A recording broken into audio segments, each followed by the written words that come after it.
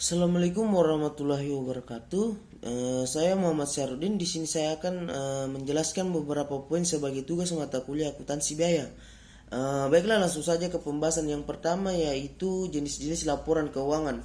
Laporan keuangan terbagi menjadi 5 bagian yang penting. Pertama ialah laporan laba rugi.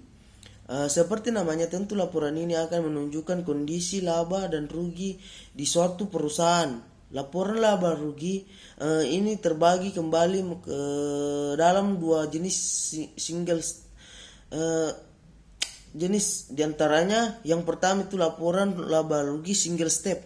Pada laporan ini sifatnya sederhana, di mana yang ditunjukkan adalah satu kategori pendapatan dan satu kategori pengeluaran. Laporan laba rugi multi step.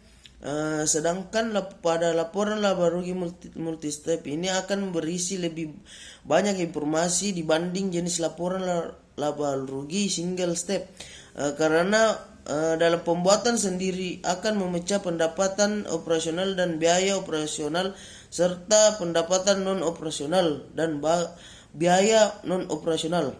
Laporan arus kas secara sederhananya dapat dipahami bahwa laporan arus kas atau yang dikenal dengan sebuah cash flow ini akan memuat informasi mengenai pemasukan serta pengeluaran dalam satu periode. Laporan keuangan ini akan digunakan sebagai alat guna mengetahui keputusan keuangan yang dilakukan perusahaan, mengevaluasi struktur keuangan serta menjadi sarana pengatur strategi untuk menghadapi perusahaan serta peluang.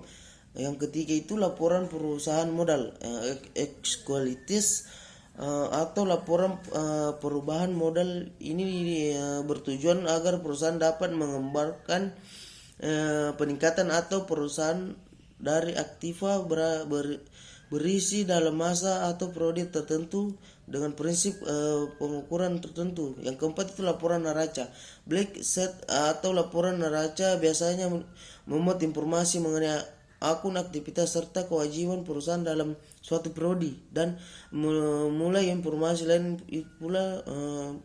Yang kelima itu catatan atas laporan keuangan secara umum.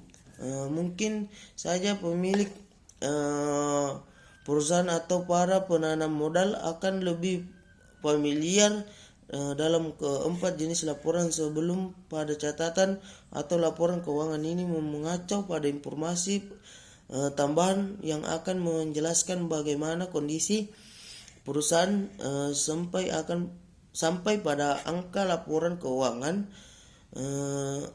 termasuk memaparkan penyimpangan atau anggapan inkonsistensinya. Pembahasan kedua yaitu laporan neraca. Laporan neraca ada beberapa akun, yaitu aset utang dan ekuitas hak pemilik terhadap aset perusahaan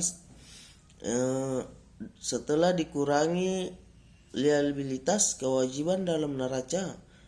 Yang pembahasan ketiga yaitu jenis akun yang ada dalam laporan laba rugi. Yang pertama itu pendapatan. Akun pendapatan dibagi menjadi 3 jenis. Pendapatan diterima di muka, pendapatan yang masih harus diterima pendapatan bunga, dan pendapatan sewa. Yang kedua beban. Pembahasan yang terakhir yakni mengenai saldo normal atau saldo normal akun adalah suatu ketetapan yang pasti dalam ilmu akuntansi terkait dengan posisi dari akun atau rekening yang menjadi prinsip pembukaan berpasangan. Ketetapan yang diatur dalam akuntansi adalah saldo normal aktiva di debit dan saldo normal kewajiban di kredit dan sebagainya. Itulah tadi sedikit penjelasan dari saya. Terima kasih atas waktunya. Saya akhiri dengan ucapan Waalaikumsalam warahmatullahi wabarakatuh.